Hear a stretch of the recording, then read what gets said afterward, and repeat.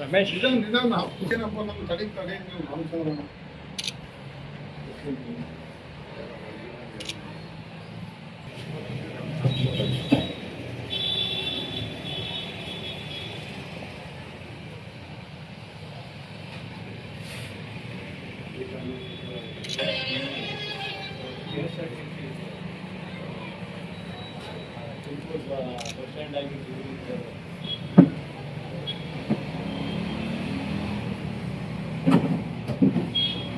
Public ಟಿವಿಲಿ ಒಂದ್ಸಲ D K Shivakumar ಯಾವಾಗ statement ಕೊಟ್ಟಿದ್ದಾನೆ ಹೆಸರು ಹೇಳಿದ್ದಾನೆ ಫಸ್ಟ್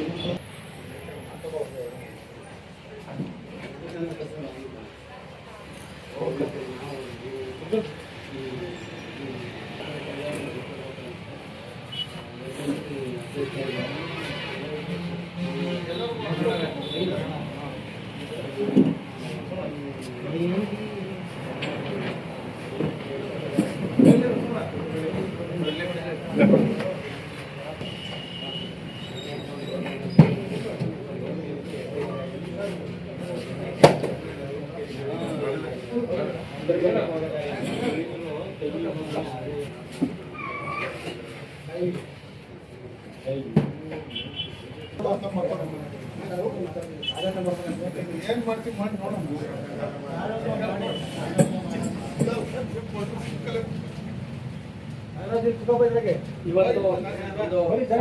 ಎಲ್ಲ ಹಿರಿಯರ ಮುಖಂಡರುಗಳೇ, ಸಿ ವೀರಣ್ಣ ಅವರು ಸಾಮಾನ್ಯ ಕ್ಷೇತ್ರದಿಂದ ಸ್ಪರ್ಧಿಸಿದ್ರು ಕೂಡ ಸಹ MLA ಅವರಾಗಿ ನಮ್ಮ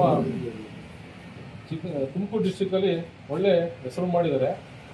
ಅವರು ಈಗ ಹೋದ ವರ್ಷದಿಂದ ಆಚೆ ವರ್ಷ ಪ್ರತಿಭಾ ಪುರಸ್ಕಾರ ಕಾರ್ಯಕ್ರಮಕ್ಕೆ ರಾಜಣ್ಣವರು ಕರೆಸಿದ್ರು. ಅವಾಗ ಇವ್ರನ್ನ ಹೆಸರು ಹೇಳಿದ್ದು ನನಗೆ ಜ್ಞಾಪಕ ಐತೆ. ನಮ್ಗೆ ಅವಾಗಲೇ ನಮ್ಮ ಸಮಾಜದಲ್ಲಿ ಆ ಕಾಲದಲ್ಲೇ ಒಬ್ಬರು MLA ಆಗಿ ಜನರಲ್ ಕ್ಷೇತ್ರದಲ್ಲಿ MLA ಆಗಿ ಇಷ್ಟೊಂದು ಹೆಸರು ಮಾಡೋರಲ್ಲ ಅಂತ ನಮ್ಗೆ ನೋಡಿ ತುಂಬ ಖುಷಿ ಆಯಿತು. ಯಾವುದೇ ಜಾತಿ ಜನಾಂಗ ಮುಖ್ಯ ಅಲ್ಲ, ಮುಂದೆ ಒಳ್ಳೆ ಹೆಸರು ಮಾಡಿದ್ರೆ ಯಾವ ಕ್ಷೇತ್ರದಲ್ಲಿ ಬೇಕಾದ್ರೂ ಯಾರು ಬೇಕಾದ್ರೂ ಹೆಸರು ಮಾಡ್ಬೋದು ಅನ್ನೋದಕ್ಕೆ ವೀರಣ್ಣವರಂಥವ್ರು ಮಾದರಿ. ಅವರ ಕುಟುಂಬದವರಿಗೆ ಅವರ ಸುತ್ತನ ಬಂದಂತಹ ಶಕ್ತಿನ ದೇವರು ಎಲ್ಲರಿಗೂ ಕೊಡಲಿ ಅಂತ ಹೇಳ್ತಾ ಕೇಳ್ತಾರೆ. ಎಲ್ಲರಿಗೂ ಸಹ ನೀರು ತಂಬರ ಕೇಳಿ ಇನ್ನೊಂದು ವೀರಣ್ಣ ವಿಷಯ ಹೇಳಿದ್ರೆ ಬೇಕಾದಷ್ಟಿದೆ. ಕೆಲವೆಲ್ಲ ತಾವುಗಳೇ ಮಾತಾಡಿದ್ದೀರ. ನಮ್ಮ ಅನುಭವದಲ್ಲಿ ಅವರು ತುಮಕೂರಿನಲ್ಲಿ ಮಿನಿಸ್ಟರ್ ಆದಾಗ MLA ಆದಾಗ ಅವ್ರ ಹಿಂದೆ ಕೆಲವು ಬಾರಿ ನಾವು ಓಡಾಡ್ತಿದ್ವಿ. ನಮ್ಮ KNR ಅವರು ಇವರು ಪಾರ್ಟಿ ಬೇರೆ ಬೇರೆ ಆದ್ರೂ ನಮ್ಮ ಸಂಘ ಸೇರಿದಾಗ ಎಲ್ಲ ನಾವು ಮಾತಾಡ್ತಿದ್ವು. ಅವ್ರು ಎಷ್ಟು ನಮಗೆ ಬುದ್ಧಿ ಹೇಳೋರು, ಅಷ್ಟೇ ಸ್ಪೀಡಾಗಿ ಮಾತಾಡೋರು, ಅಷ್ಟೇ ನಾವು ರೊಚ್ಚಿಗೆ ಸಮಾಧಾನ ಮಾಡೋರು. ವೀರಣ್ಣ ಅವರು ಮನೆಗೆ ಹೋದ್ರೂ ಅಷ್ಟೇ ಭಾಳ ಸಮಾಜ ಸೇವೆಯಲ್ಲಿ ಅವರು ಭಾಳ ಉತ್ತಮವಾಗಿ ಕೆಲಸ ಮಾಡೋರು. ಬಂದಿಕಾಲ ಸಚಿವರಾಗಿದ್ದರು. KSRTC ಅವರು ಮಿನಿಸ್ಟರ್ ಆದಾಗ ತುಮಕೂರಿನಲ್ಲಿ KSRTC ಬಸ್ ಸ್ಟ್ಯಾಂಡ್ ಅವರೇ ಮಾಡಿದ್ರು. ಅವರು ನಿಷ್ಠುರವಾದಿಗಳು. ಯಾರಿಗೆ ಆದ್ರೂ ನಮ್ಮ ರಾಜಣ್ಣ ಹೆಂಗೋ ಹಂಗೆ ಡೈರೆಕ್ಟ್ ಹೇಳೋರು. ಅವರು ಈ ಥರ ಅಂತ ಒಂದ್ಸತಿ ಫಂಕ್ಷನ್ಗಳಿಗೆ ಗಲಾಟೆ ಆದರೆ ನಾವು ಸುಮ್ಮನೆ ಅವಾಗ ಹುಡುಕು ನಮಗೆ ಅವ್ರಿಗೆ ಯಾರ್ಯಾರು ಅಂದ್ಬಿಟ್ರೆ ನಾವು ಜೈಕಾರ ಹಾಕ್ಕೊಂಡು ರೇಗಾಡ್ತಿತ್ತು. ವೀರಣ್ಣ ಬೈಯಲ್ಲ ಹಾಕ್ತಿದ್ದು ಅವರೆಲ್ಲ ಓಟ್ಮೇಲೆ ಹಂಗೆಲ್ಲ ಮಾಡಬಾರ್ದು. ಅವ್ರು ಕೇಳ್ತಾರೆ ನೀವು ಯಾಕೆ ಮೆಚ್ಚುಗೆದಾಡ್ತೀರಂತ. ಅವ್ರು ಸಂಜೆ ಸಾವಿತ್ರಮ್ಮ ಚೌಟ್ರಿನಲ್ಲಿ ಶೆಟ್ರುಗಳೆಲ್ಲ ಬಂದ್ಬಿಟ್ರು ಯಾವುದೋ ಒಂದು ವಿಷಯಕ್ಕೆ.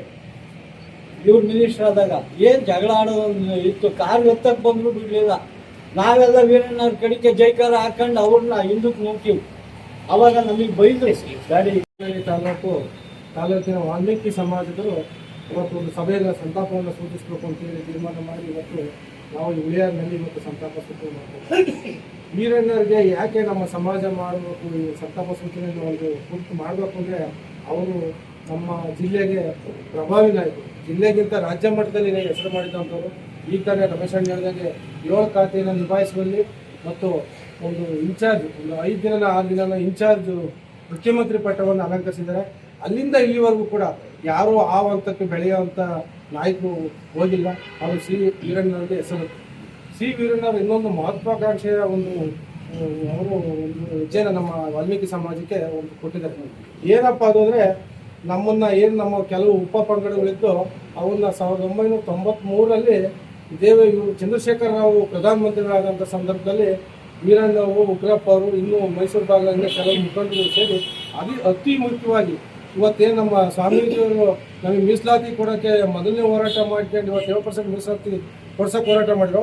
ಅದೇ ರೀತಿ ಹೋರಾಟ ಮಾಡಿ ಅವತ್ತು ಚಂದ್ರಶೇಖರ್ ಅವರು ಪ್ರಧಾನಮಂತ್ರಿ ಆದಾಗ ದೇವೇಗೌಡರ ಜೊತೆಲಿ ದೇವೇಗೌಡರಿಗೆ ಇದನ್ನು ಮಾಡ್ಕೊಂಡು ದೇವೇಗೌಡರನ್ನ ಮಾಡಲೇಬೇಕು, ಇದನ್ನು ತಳವಾರ ಪರಿವಾರ ಇನ್ನೂ ಕೆಲವು ಯಾವ ಉಪಪಂಗಡಗಳನ್ನ ST ಸಮಾಜಕ್ಕೆ ST ಪಟ್ಟಿಗೆ ಸೇರ್ಸೋಕ್ಕೆ ಅತಿ ಹೆಚ್ಚಿನ ಒಂದು ಪ್ರಾಮುಖ್ಯತೆಯನ್ನು ವಹಿಸಿ ಇವತ್ತು ನಮ್ಮ ಕೆಲವು ಉಪಪಂಗಡ ಸಮಾಜವನ್ನು ST ಪಟ್ಟಿಗೆ ಸೇರಿಸೋಕ್ಕೆ ಅವ್ರನ್ನ ನಾವು ಎಂದೂ ಕೂಡ ಇತಿಹಾಸದಲ್ಲಿ ಎಂದೂ ಕೂಡ ವೀರಣ್ಣರನ್ನ ಮರೆಯುವಂಥ ದಿನ ಇಲ್ಲ, ಮರೆಯುವಂಥ ದಿನ ಬರೋದೇ ಇಲ್ಲ.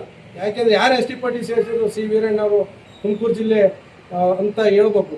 ಆ ರೀತಿಯಲ್ಲಿ ಅವರು ಒಂದು ಆದರ್ಶವಾಗಿದ್ದಾರೆ ನಮ್ಮ ತುಮಕೂರು ಜಿಲ್ಲೆಯ ವಾಲ್ಮೀಕಿ ಸಮಾಜಕ್ಕೆ.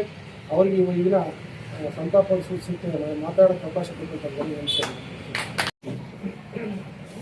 ಮುಖಂಡರು, ನಮ್ಮ ಸಮಾಜದ ಮುಖಂಡರು ಸಿ ವೀರಣ್ಣವರು ಇತ್ತೀಚೆಗಷ್ಟೇ ನಮ್ಮನ್ನೆಲ್ಲ ಗೆಲುವು ತಿಳಿಸಿದ್ದಾರೆ.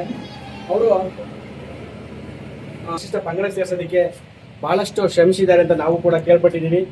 ಹಾಗೂ 83-84 ಇಸ್ವಿನಲ್ಲಿ ರಾಮಕೃಷ್ಣ ಹೆಗಡೆ ಸಾಹೇಬರು ಮುಖ್ಯಮಂತ್ರಿ ಆದಂಥ ಸಂದರ್ಭದಲ್ಲಿ 7 ಖಾತೆಗಳನ್ನ ನಿಭಾಯಿಸಿದ್ರು ಅಂತ ನಾನು ಈಗ ತಾನೇ ಯಾರೋ ಹೇಳಿದ್ದು ಕೇಳಿದೆ.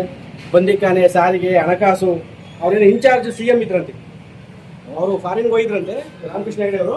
ಅವಾಗ ಇವರು ಇನ್ಚಾರ್ಜ್ CM 3 ತಿಂಗಳ ಮಟ್ಟಿಗೆ ಇನ್ಚಾರ್ಜ್ CM ಆಗಿದ್ರಂತೆ. ಹಾಗಾಗಿ ಒಂದು ನಮ್ಮ ಸಮಾಜದಲ್ಲಿ ಯಾಕೆಂದ್ರೆ ಇನ್ಚಾರ್ಜ್ CM ಇವತ್ತು ಆ ಒಂದು ಪರಿಸ್ಥಿತಿ ಇಲ್ಲ. ಹಾಗಾಗಿ ಒಂದು ಒಳ್ಳೆ ಒಂದು ಹುದ್ದೆಯನ್ನು ಅಲಂಕರಿಸಿ ನಮ್ಮ ಸಮಾಜಕ್ಕೆ ಒಂದು ಕೀರ್ತಿಯನ್ನು ತಂದಿದ್ದಾರೆ.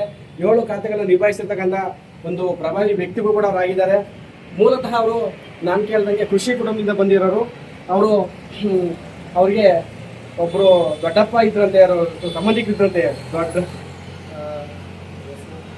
ದೊಡ್ಡ ರಂಗಯ್ಯ ಅಂತ ಯಾರು ಇದ್ರಂತೆ. ಅವರು ಚೇರ್ಮನ್ ಆಗಿದ್ರಂತೆ. ಅವರು ಇವ್ರನ್ನ ಕೈ ಹಿಡಿದು ರಾಜಕೀಯಕ್ಕೆ ತಂದು ಅವರು ಗ್ರಾಮ ಪಂಚಾಯತ್ ಚೇರ್ಮನ್ ಆಗಿದ್ರಂತೆ.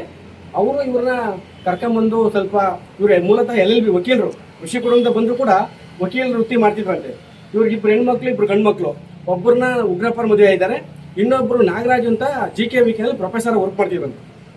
ಇವ್ರ ಮಗಳ ಉಗ್ರಪ್ಪರು ಇವ್ರ ಮಗಳಿಗೆ ಕೊಟ್ಟರು, ಉಗ್ರಪ್ಪರೇ ಕೊಟ್ಟಿರೋದು. ಇನ್ನೊಬ್ರು ನಾಗರಾಜ್ ಅಂತ GKVK ಪ್ರೊಫೆಸರ್ ಆಗಿದ್ದಾರೆ, ವರ್ಕ್ ಮಾಡ್ತಿದ್ದಾರೆ. ಹಾಗಾಗಿ ಭಾಳಷ್ಟು ನಮ್ಮ ಸಮಾಜಕ್ಕೆ ಕೊಡುಗೆಯನ್ನು ಕೊಟ್ಟಿದ್ದಾರೆ.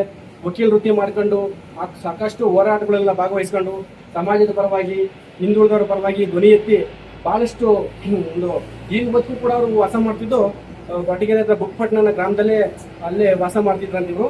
ಹಾಗಾಗಿ ಮೂಲತಃ ಕೃಷಿ ಕುಟುಂಬದವರು.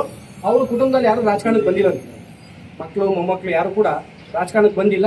ಹಾಗಾಗಿ ಇವತ್ತು ಇವ್ರು ಆಗಲಿರೋದು ಯಾಕೆಂದರೆ ಒಂದು ಸಾಧನೆ ಮಾಡಿ ಇವತ್ತು ನಾವೆಲ್ಲರೂ ನೆನಪು ಮಾಡ್ಕೊತೀವಿ ಅಂದರೆ ಏನೋ ಒಂದು ಹೆಜ್ಜೆ ಗುರುತು ಬಿಟ್ಟು ಹೇಳೋದಕ್ಕೆ ನಾವೆಲ್ಲರೂ ಕೂಡ ಅವ್ರನ್ನ ಇವತ್ತು ನೆನಪು ಮಾಡ್ಕೊತಿದ್ದೀವಿ.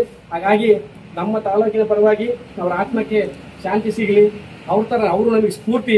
ನಾವೆಲ್ಲರೂ ಕೂಡ ಅವರು ಹಾಕ್ಕೊಟ್ರೆ ದಾರಿಯಲ್ಲಿ ನಾವೆಲ್ಲರೂ ಕೂಡ ನಡೆಯೋಣ ಮುಂದೆ.